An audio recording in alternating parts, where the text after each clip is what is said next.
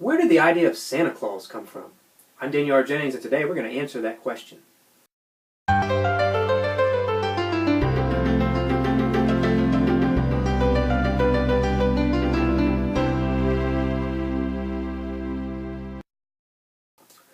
Around the world, millions of children believe in a jolly old elf who lives at the North Pole who's going to come to their house on December 24th to bring them toys. This year, more attention will be given to Santa Claus than to Jesus, whom the season is supposedly about. To prove this, just go to any Walmart and start counting. How many pictures of Santa Claus do you see? How many dolls of Santa Claus do you see? How many drawings of Santa Claus do you see? And how many images and representations and references to Jesus do you see? And what you'll find is that there'll be a whole lot more references to Santa Claus than there is to Jesus. Malls will have people dressed up as Santa Claus. They won't have anyone dressed up as Jesus. Santa Claus will be visiting public schools. Jesus will not be visiting public schools. So, the question is, why is all of this? Where did this come from, and is it healthy? In order to understand the modern fascination with Santa Claus, we actually have to go back to ancient Rome. In ancient Rome, there was a festival in December that's clearly documented. No one can deny that this festival occurred. It was called Saturnalia. And Saturnalia was it was a multi-day festival that had things like the giving of gifts. There would be a sharing of meals together, and of course it took place in the month of December. And the purpose of Saturnalia was to honor the Roman god Saturn, whom the planet Saturn is named after, and also the day of the week, Saturday, is named after him. And many of the traditions that took place in this Saturnalia festival, they somehow kind of made their way into our modern Christmas tradition. We have a meal together with our family and our friends. We give gifts to each other, and we do this all in the month of December. So much of Saturnalia's traditions became Christian traditions. And so, you might conclude, say, well, obviously Saturn has been left out of our Christmas tradition. He's been replaced by Jesus. But the question is, has he really been left out of our modern Christmas celebrations? So to answer that question, we need to ask another question of what do we know about Saturn? What did he look like?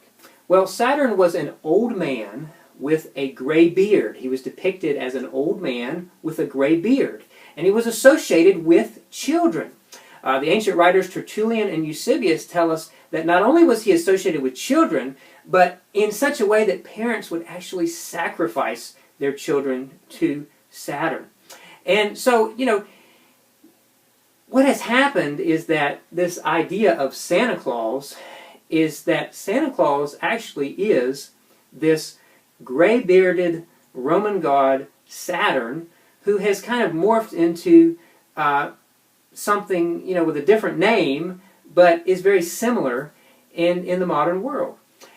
Santa Claus is the Roman god Saturn, just kind of rebranded for the modern world. And this explains why Santa Claus has godlike qualities. He is a continuation of a god from ancient Rome. Santa Claus is omniscient, like a god. He sees you when you're sleeping. He knows when you're awake.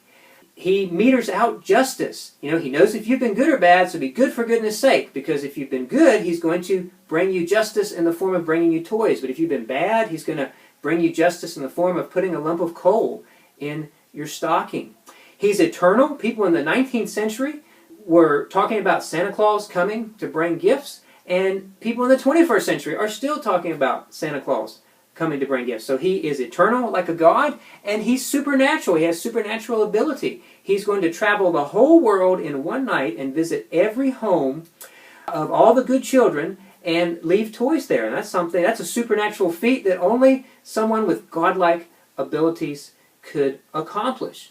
As bizarre as it sounds, that's the origin of Santa Claus. He's the same spirit, just with a different name in the modern world. And so when we think about it, one of the questions that logically comes up, well, like, if this is the case, then is this something healthy for me to involve my children in? And I'd like to answer that question by looking at a statistic that I noticed, and that is that the children who were the most emphasized and encouraged to believe in Santa Claus in the 80s and the 90s are also the generation that has been the most likely to walk away from the church. And, you know, if you think about it, that makes sense why that would be happening. Because what had happened is that, you know, when those children were little, their parents told them that there were two men who were watching them at all times, who were keeping a record of whether they were good or bad, and were going to come and reward them if they were good and punish them if they were bad. One of them was named Santa Claus, and the other one was named Jesus. Well, a time comes along where those children obviously find out that Santa Claus is not real, cannot be real, and maybe they confront their parents about it, and they're like, you know, yeah, that Santa Claus guy, he's not real, I just made that up. But that other guy, Jesus, who's doing all those same things that I told you Santa Claus did, you know, he's real, you need to believe in him. Well, you know, people are smart. If you've been deceived in one area, it logically leads you to question whether you've been deceived in another area. So it shouldn't surprise us that the generation that was most encouraged to believe in the Santa Claus myth as if it was real is also the same generation that has been the most likely to question whether the story of Jesus is real. So it would seem that there are spiritual repercussions to encouraging children to believe in something that many years ago was worshipped as a divine God.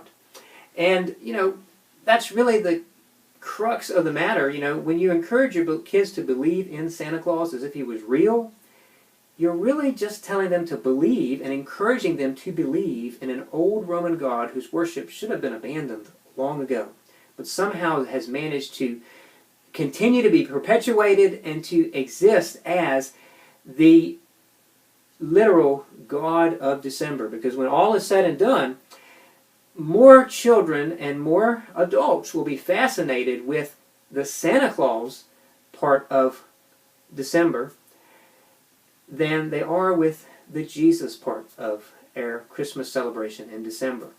And that should really make us sit back and think as to whether this is something we should be involved in. I'm Daniel Jennings, and this has been another Life Lesson.